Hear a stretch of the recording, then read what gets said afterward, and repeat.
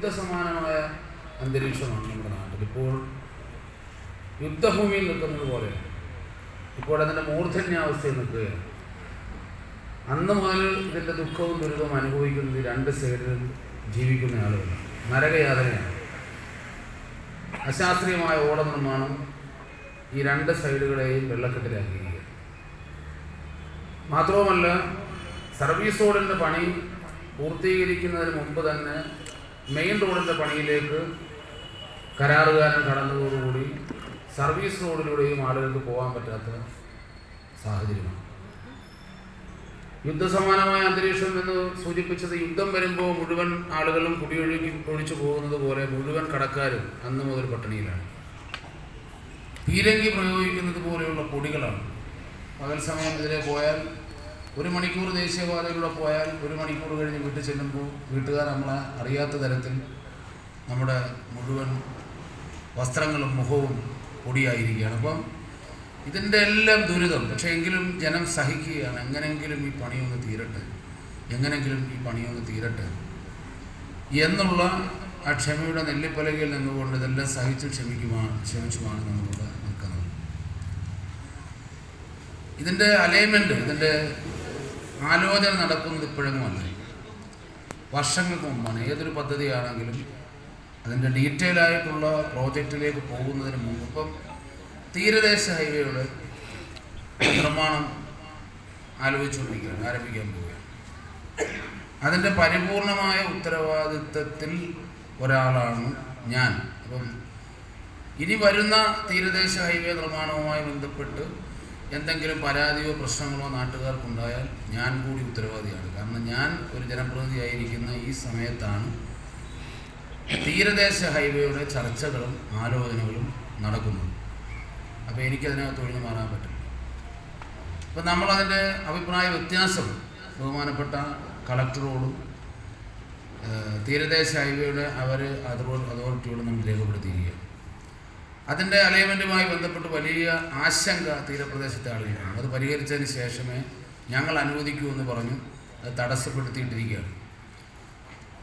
അപ്പോൾ ഇവിടെയും ദേശീയപാത വികസനവുമായി ബന്ധപ്പെട്ട് ഇതിൻ്റെ നിർമ്മാണം ടെൻഡറാകുന്നതിന് മുമ്പ്, പണം അനുവദിക്കുന്നതിന് മുമ്പ്, സ്ഥലം ഏറ്റെടുക്കുന്നതിന് മുമ്പ്, എത്ര സ്ഥലം അക്വയർ ചെയ്യണം, എത്ര സ്ഥലം ഏറ്റെടുക്കണം എന്നൊക്കെ തീരുമാനിക്കുന്നതിന് മുമ്പ് തന്നെ അന്ന് ജനപ്രതിനിധികളായിട്ടിരുന്ന ആളുകളുമായി സ്വാഭാവികമായ ഒരു കൂടിയാലോചന നടന്നിരിക്കും എന്ന് ഞാൻ അനുമാനിക്കുകയാണ്.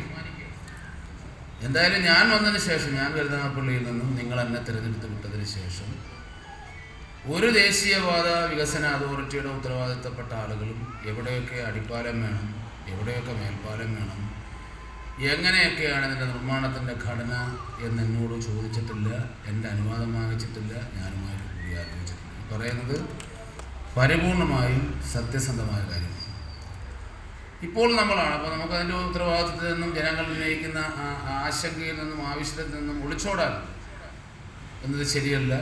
അതുകൊണ്ട് ഇനിയുള്ള കാര്യങ്ങൾ നിങ്ങളുടെ അഭിപ്രായത്തിനനുസരിച്ച്, നിങ്ങളുടെ പ്രതിനിധിയാണ്, നിങ്ങളുടെ മനസ്സിലുള്ള കാര്യങ്ങൾ, നിങ്ങളുടെ മുഖത്ത് വരുന്ന പ്രകടനങ്ങൾ, നിങ്ങളുടെ ആവശ്യങ്ങൾ എന്നോട് ധരിപ്പിക്കുകയും ഞാനത് ഉത്തരവാദിത്തപ്പെട്ടെടുത്ത് പോയി പറയുകയും ചെയ്യുക എന്നുള്ളത് ജനപ്രതിനിധി എന്നുള്ള നിലയിൽ എൻ്റെ ഉത്തരവാദിത്തമാണ്.